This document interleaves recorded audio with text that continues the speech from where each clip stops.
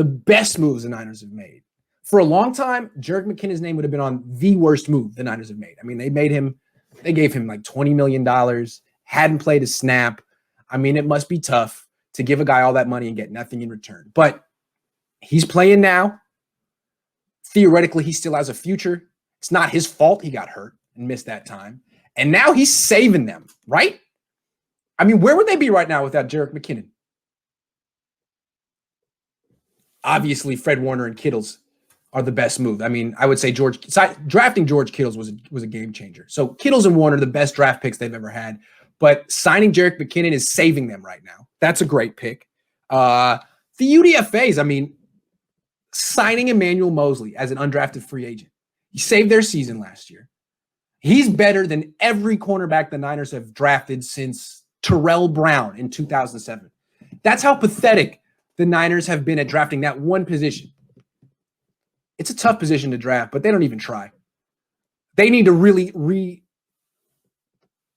reanalyze their organizational approach to drafting corners. But signing corners after the draft, Emmanuel Mosley, hell of a player. Kendrick Bourne, Ross Dwelley, Nick Mullins, obviously Deebo Samuel, huge draft pick. And you know what? Trading for Jimmy Garoppolo. I didn't like the move at the time. I would have traded him after his first 5 starts for as many first-round picks as I could have gotten. I think he kind of has a little bit of a King Arthur, Harry Potter thing going on where people just love his face and they love his story and they're pulling for him. But the dude wins. And ever since he's come here, the Niners have won most of their games. So until he starts costing them wins because he's too expensive or not good enough, that could happen down the line. It hasn't happened yet. I got to give him credit for trading for Jimmy Garoppolo. I still think the Patriots wish they had him. I still think it bothers Bill Belichick that they had to get rid of him. I'm going to be positive and say trading for Jimmy Garoppolo is one of the best moves the Niners have made in the last 3 years. Did you not expect that? Bourne is man. Well, yeah, but he's an undrafted free agent. Their undrafted free agent signings have been unreal. So also drafting Dre Greenlaw. So every time the Niners swing and miss, it's like they go for the fences. They swing real hard for Quan Alexander, D Ford, and pretty much strike out swinging.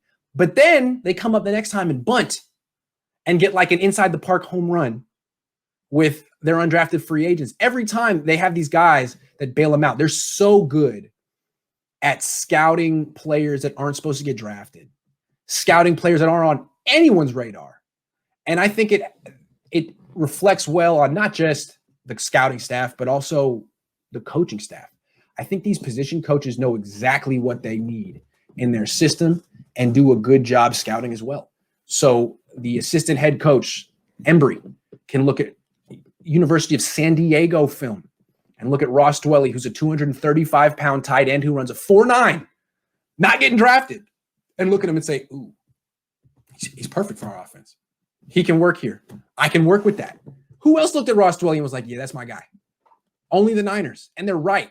Mosley, Bourne. I mean, the Niners took one look at Bourne and they were like, that guy is a real NFL player. And they were right. So consistently, that's what makes the Niners so good. Their moves to, like, their insurance moves. You know, like we went all in for Quan Alexander, and just to be safe, we drafted Dre Greenlaw. You know?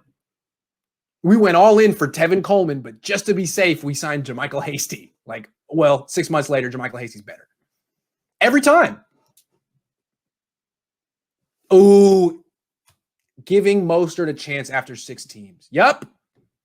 Great call. They could have cut Mostert. Everyone else did. There was no reason to hang on to him. They gave him a chance. Great move. And now Mostert's looking like the closest thing we've seen to Chris Johnson. Chris Johnson ran for 2,000 yards 10 years ago. Before Mostert hurt his knee, I was thinking he could go for 2,000 all-purpose yards. I mean, if he's going to go for a 75-yard touchdown every game, it's the most explosive running back in the league. Wow. But now he's hurt. That's too bad.